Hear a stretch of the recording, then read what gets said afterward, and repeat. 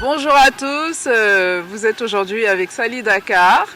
Voilà, nous allons parler aujourd'hui avec notre vieux père Kourouma Sané qui va nous expliquer beaucoup de choses, beaucoup de non-dits sur la Casamance, des questions que beaucoup de Sénégalais ont et cherchent à avoir des réponses. Donc papa, voilà, je t'écoute aujourd'hui sur l'histoire de la Casamance. Qu'est-ce que tu peux nous dire? Parce que nous, la jeunesse, on a beaucoup de questions. Il y a des choses que les gens ne comprennent pas. On aimerait avoir beaucoup sur cette vérité-là, cachée. On va inviter à parler effectivement sur la Casamance, que comme vous venez de le dire, la jeunesse sénégalaise et casamançaise ne connaissent pas la Casamance. La Casamance, c'est un peuple, un pays qui n'a jamais fait partie du Sénégal, contrairement à ce qu'on vous a dit depuis 1958. Parce que tout a commencé par là. Donc, à partir de là, vous voyez que la Casamance, c'est la dernière, en quelque sorte, c'est le dernier territoire que la France a voulu occuper en Afrique de l'Ouest. Après avoir occupé le Sénégal en 1659, alors que la Casamance, le fort de la Casamance est ouvert par les Portugais en 1645, 14 ans avant que les Français apparaissent à Saint-Louis. Voilà déjà une réalité que tout Sénégalais doivent savoir. L'histoire politique et coloniale, on parle d'histoire politique et coloniale, ce ne sont pas l'histoire des peuples. Voilà, donc, il faut faire un distinguo. L'histoire coloniale et politique de chaque territoire africain de l'Ouest qui sont la plupart devenus des États. La Casamance est un État à part entière. La Casamance ne fait pas partie du Sénégal. Absolument. Et beaucoup de nos enfants ne le savent pas. Même les parents ne sont pas au courant de ça. Donc aujourd'hui, ça va être éclairé. Alors, la Casamance fait partie de l'Empire de Cap. L'Empire de Cap. Voilà. Qui a régné pendant 5 siècles et 42 ans. Avant que les Blancs ne remontent vers l'Afrique pour découvrir les continents africains. D'accord. Voilà. Et donc, ce qui fait que les Portugais qui étaient les premiers à sillonner le fleuve Casamance aux années 1200, 400 et quelques. C'est là d'ailleurs qu'ils ont découvert que les Diola, ce sont eux qui ont l'instrument le plus moderne pour la culture du riz. D'accord. Voilà. Donc, vouloir dire que la Casamance est sénégalaise, moi j'aimerais bien que les Sénégalais me donnent cette démonstration avec les pièces à appui. Ils n'ont absolument rien. Maintenant, c'est les Portugais qui ont tenté d'occuper la Casamance parce qu'en fait, il y a 2 étapes. Première étape, c'est la période de l'installation des comptoirs commerciaux dans tous les points africains pour commercer avec les Blancs. Okay. Ce n'était pas la première étape de colonisation. Deuxième étape de colonisation qui est arrivée avec l'arrivée d'occupation des militaires en Saint-Louis, par exemple, l'arrivée de Faidherbe. Donc, par conséquent, vous avez vu que pendant toute cette période, personne au Sénégal, en France, ne parlait de la Casamance. Alors pourtant, c'est à côté. Totalement. Ils sont allés où? D'abord au Mali, déboucher jusqu'à aller à Guinée-Conakry pour revenir en Casamance en 1830 et quelques. en 1830. Ils sont arrivés en Casamance à partir de caravanes, parce qu'à l'époque, tous les voliers viennent de la mer. Il n'y avait pas ni véhicule, ni avion. Donc toutes les tentatives d'occupation des points africains se font par les petits bateaux qu'on appelle les voiliers et qui ont été financés par les armateurs européens avant que les régimes, les gouvernements proprement dit, s'intéressent au continent. D'accord. Donc ici, je pense que vous avez dû bien comprendre que tout a commencé par les points stratégiques pour le commerce. Donc tout a commencé par le commerce avant d'arriver à l'occupation par les Portugais. Et ensuite... Les Portugais n'ont pas colonisé la Casamance parce que, je vous dis, ils ont pris du peuple noir comme gouverneur militaire de la Casamance, de Cachao et Farim et Ziguinchor. Farim et Ziguinchor ont été ouverts la même année, 1645.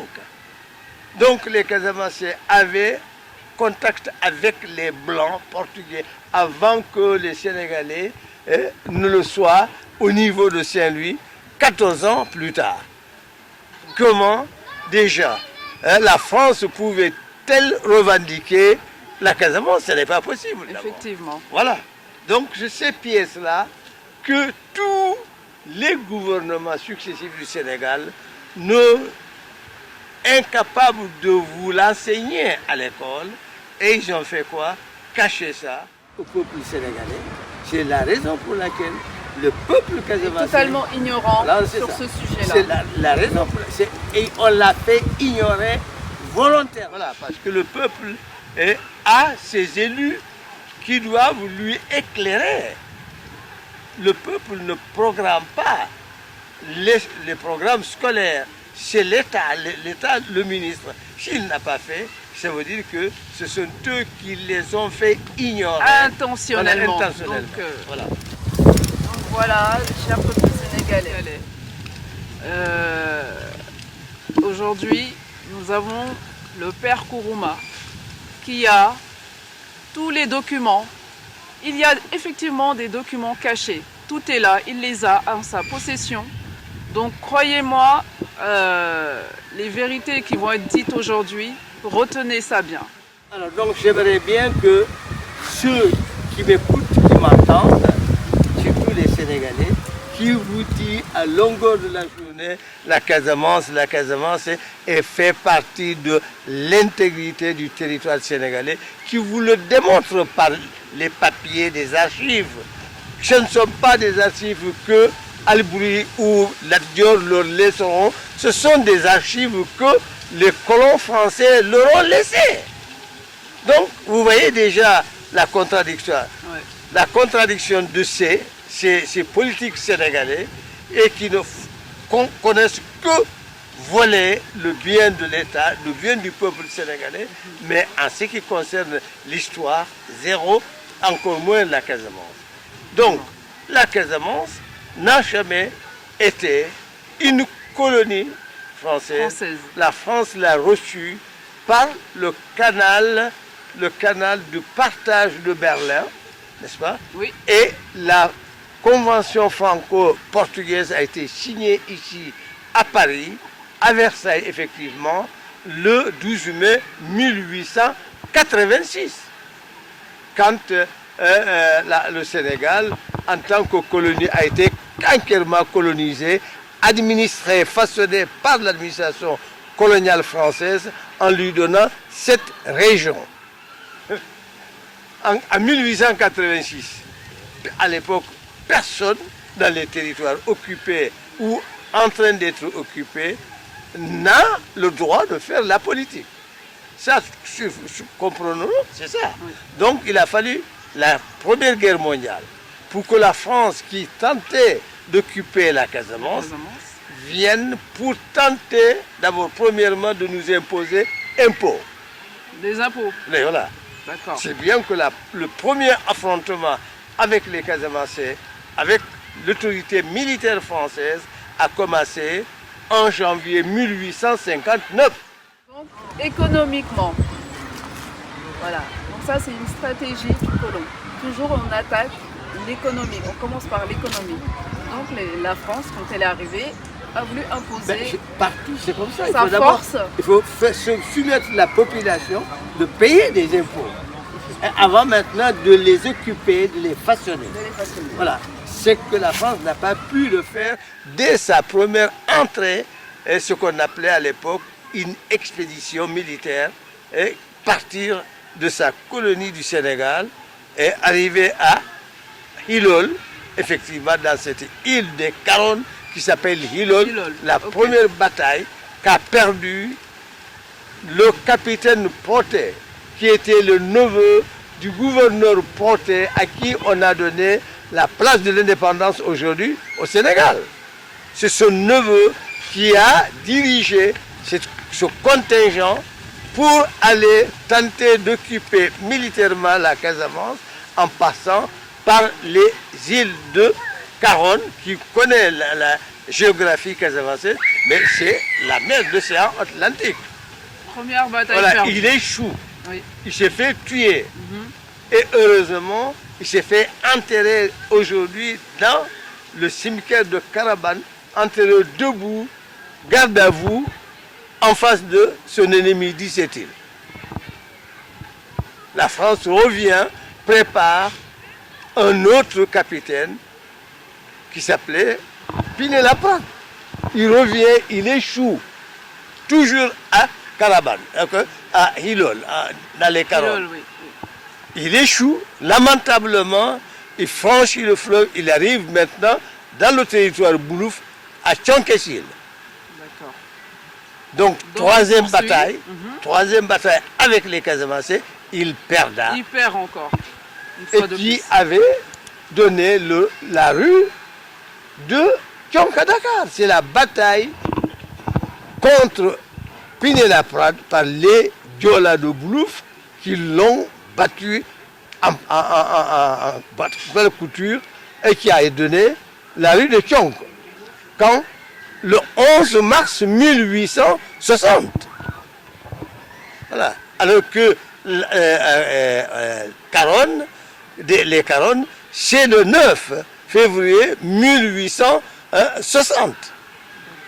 Donc, après, le même Pinet-Laprade, il arrive dans le Pacao, attaquer le guerrier qui s'appelait Sunkariri Kamara.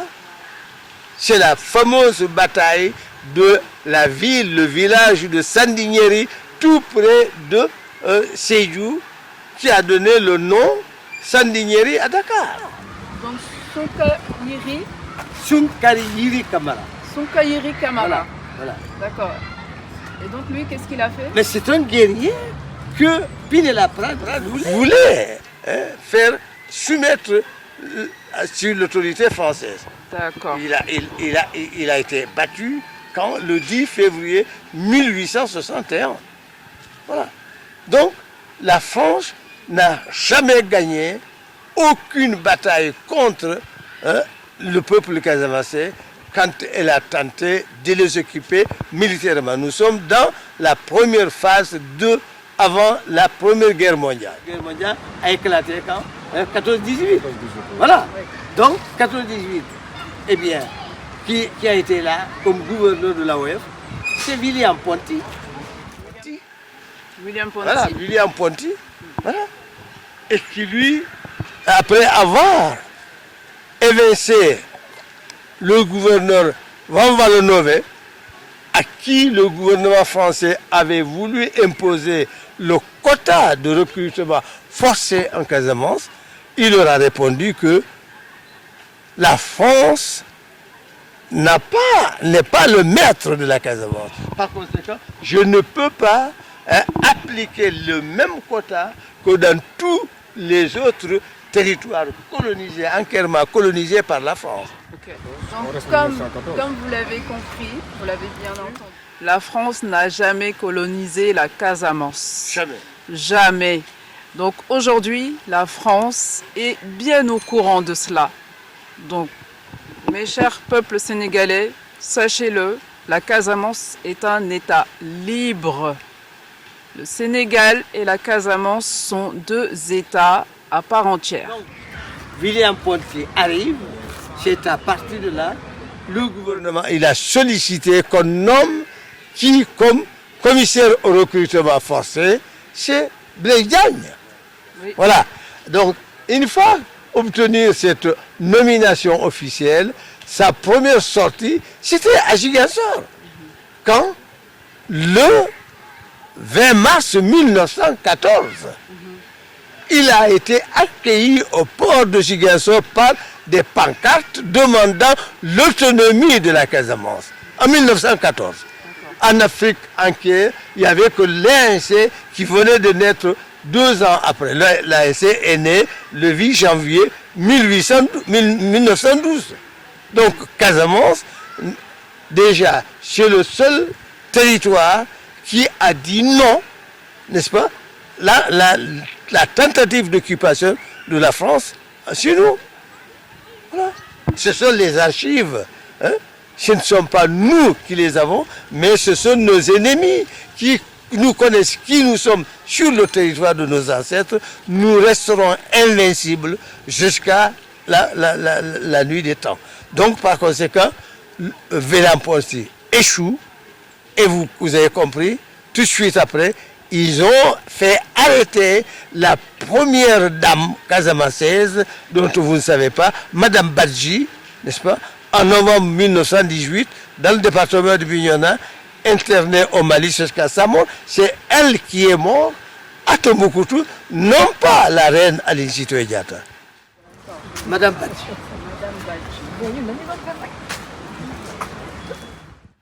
Donc, vous faites le compte de 1914 jusqu'à la fin, la capitulation de la France, 21 ans après, et Deuxième Guerre mondiale éclate. Vous voyez. Et donc, la même chose en Casamance. Les Français, qui ne nous ont pas colonisés, tentent de faire des réquisitions de nos greniers qui sont bondés de riz pour nourrir les soldats français de Cap-Vert. Du coup, qu'est-ce qu'il y a? La résistance de la reine Aline Sitoé Diatta éclate. Voilà. Au moment, surtout, ce qui était important pour nous les Casamançais, au moment où la France s'est fait capturer par Hitler. Voilà. Donc, pendant la Deuxième Guerre mondiale, donc, on va découvrir la reine Aline Sitoé Diatta. Je ne sais pas si je l'ai bien dit. Et donc à partir de là, les Français, bon, qui ne veulent toujours pas lâcher, essayent encore une fois de venir vers la Casamance pour voler. Je ne sais pas comment je veux dire ça. C'est le terme. Voler pour pouvoir nourrir leurs soldats. Et c'est là que on a cette chère Aline Sitoé Diatta qui a... Voilà. De récupérer politiquement aujourd'hui au Sénégal, à partir de quand? À partir de 1982. Parce que la Sitoé Diatta, personne d'entre vous n'en avait jamais entendu son nom nulle part. Okay. Alors qu'elle vivait où à Tombouctou avec sa grande sœur, Madame Badji. Ok. Donc pendant la Deuxième Guerre mondiale, Oui. pendant la Deuxième Guerre mondiale, la France, qui s'entête, a toujours essayé de s'accaparer la Casamance. Cette fois-ci, ils vont voler pour pouvoir nourrir leurs soldats. Et c'est là que éclate le combat avec Aline Sitoé Diatta, qui vient de Tombouctou. Elle travaillait à Dakar, chez son blanc, comme toutes les autres femmes casamançaises qui venaient. D'accord. Alors c'est là où la révélation lui a été apparue, hein, début 82. Voilà. Donc début 82. Donc ok, c'était une femme qui travaillait à Dakar. Voilà, c'était une jeune fille. Hein. Une jeune fille qui travaillait à Dakar. Et la révélation lui a été apparue à Dakar. Et en lui disant, regagne ton pays pour défendre ton pays, prépare le défendre. Et c'est comme ça qu'elle est partie. D'accord. Hein? elle arrive, elle proclame sa prophétie. D'abord pour faire tomber la pluie, puisqu'à l'époque, tous ces congrégations catholiques ne croyaient pas ça. Elle a fait tomber la pluie en Casamance à un certain 15 mars 1942. Tous les maisons missionnaires ont écrit pour approuver que ce miracle a eu lieu au mois de mars. Voilà. Donc c'est à partir de là que le gouverneur militaire de la Casamance, qui était Sajou, se met à la pourchasser. Il s'appelait Sajou. Sajou. Voilà. Ok. Qu'il mettait à pourchasser pour l'arrêter quand le 29 janvier 1943 à Cabrousse. Cabrousse, voilà. Mais avec une suite de 65 personnes de ces militants combattants, non pas à l'île citoyenne toute seule, non. Ils racontent des histoires. 65 personnes qui ont été arrêtées dans toute la Casamance, ramenées à Ziguinchor, de Ziguinchor à Tamba, Tamba à Saint-Louis. Ils ont été jugés en juin 1943. Pratiquement, parallèlement, quand les Allemands ont fusillé Jean Moulin ici en France. Vous comprenez? Donc, cette résistance casamançaise était une résistance traditionnelle qu'elle n'a jamais cessé, malgré les tentatives portugaises, françaises et anglaises, et aujourd'hui, peut-être les Sénégalais, et que les petits généraux sénégalais qui pensent que la Casamance leur appartient. Donc voilà, donc ce qui fait que cette histoire-là n'a été connue par personne. D'accord. Nous avons eu des Amazones. En fait, Aline Sitoé Diatta était une vraie Amazone de la Casamance. Elle a combattu pour la Casamance. Et nous avons eu des Amazones. Et en fait, Aline Sitoé Diatta était une vraie Amazone de la Casamance. Elle a combattu pour la Casamance. Et notre père nous l'a bien expliqué là aujourd'hui. Donc, si elle était sénégalaise, comme on le dit, pourquoi elle va quitter le Sénégal pour aller en Casamance? Combattre là-bas. C'est une contradiction. Donc, ce qu'ils disent sur elle, c'est totalement faux à 100%. D'ailleurs, ils savent très bien qu'elle, officiellement, elle n'est pas morte. D'abord, le rapport que le gouvernement sénégalais a fait faire d'elle lui a donné morte quand le 22 mai 1944, c'est faux à 100%, elle était dans la prison de Caille avec son mari. Août 1945, le docteur militaire est allé les consulter tous les deux dans leur état de santé dans cette prison de Caille, jusqu'à ce que la fin de la Deuxième Guerre mondiale et le discours du général de Gaulle à Brazzaville en 1944, ils étaient tous deux dans la prison de Caille. Ce n'est qu'après, en 1946, que le gouvernement français de Gaulle ont pris des mesures et qui ont donné l'abolition de la loi qui les a fait condamner et les ont libérés en 1946. La reine a été libérée en 1946 au mois de novembre-décembre 1946, en même temps que son mari. D'accord. Voilà. Donc, elle a été libérée. Tout ce qu'on vous dit qu'elle est morte, c'est faux. C'est une insulte au peuple casamancé et particulièrement le peuple diola. Donc quand? En 1946. Nous sommes en 1946. Bon, donc, le discours du général de Gaulle, le 31 janvier 1944, c'est là où ils ont levé l'interdiction de tous les territoires qu'ils ont occupés pour faire la politique qui les amèneront à leur indépendance. Pourquoi?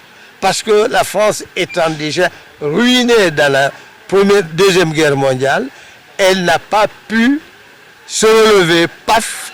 Qu'est-ce qui s'était passé? Les Vietnamiens étaient les premiers à déclencher la guerre de libération. La France a tout fait, a ramené même nos papas victimes pour aller faire la guerre au Vietnam contre les Français, les Vietnamiens qui n'ont rien à voir. Donc la France a toujours eu cette habitude-là. Voilà, moi qui parle avec vous, j'ai mon oncle qui a sauté sur une mine au Vietnam. Donc la France échoue au Vietnam. Avant de quitter, elle confie la guerre aux Américains pour revenir. Pourquoi? Parce que déjà l'Algérie commence à se soulever. Donc c'est à partir de là que le gouvernement du troisième est tombé, quatrième, et ils ont fait venir De Gaulle pour sauver. C'est à partir de là que De Gaulle, quand il est revenu aux affaires, il va faire ce qu'on appelle, vous tapez dans Google, vous verrez, le congrès de Brazzaville. Voilà, qui s'est terminé. Voilà, c'est ça. C'est à partir de là que le gouvernement français, de la bouche du général de Gaulle, a levé toutes les interdictions. Désormais, les territoires doivent se préparer pour entrer en politique, pour revendiquer leur indépendance. Voilà, et ce qui a été fait, et la levée étant déjà effective, qu'est-ce qui s'était passé? Ils se sont d'abord donné un congrès à Casablanca, au Maroc. Le premier congrès, c'était au Casablanca. Arrivé là-bas au Casablanca, ils se sont retrouvés comment? Les deux, il n'y a que l'Algérie qui est colonisée, le Maroc ne l'est pas. Le Maroc est un protectorat, Tunisie c'est un protectorat, donc il n'y a que l'Algérie. L'Afrique du Nord ne peut pas se lier ensemble avec l'Afrique noire pour lutter leur indépendance. Ils rentrent à Dakar, échouent, et ils ont organisé un autre congrès dans, cette fois-ci, côté anglophone qu'on appelle le congrès de Monrovia. Échoue. Pourquoi? Parce que nous sommes d'un côté colonisés par les Anglais. Les Anglais ne sont pas venus pour coloniser, ils sont venus pour exploiter. Et si bien que les deux formes de colonisation ne sont pas les mêmes, les Anglais laissent partout où ils sont les peuples s'exprimer, s'organiser. Eux, ce qui les intéresse, c'est de prendre le bien, les amener. Donc, c'est la raison pour laquelle, avec la politique d'assimilation du gouvernement français, ça ne peut pas marcher. Ils échouent.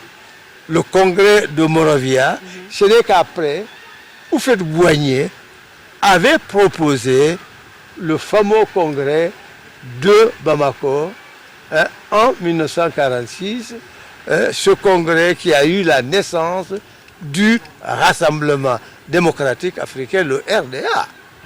Voilà, donc ce congrès auquel tous les leaders de l'Afrique de l'Ouest, y compris de l'AF, se sont présentés à Bamako, y compris les Casamançais et les Victor Diatta. C'est là où viendrait le premier nom du secrétaire du MFDC est sorti de là, Victor Diatta, qui a préparé ses frères, les Émile Badiane et autres, pour aller assister, prendre part au nom du territoire de la Casamance au congrès de Bamako.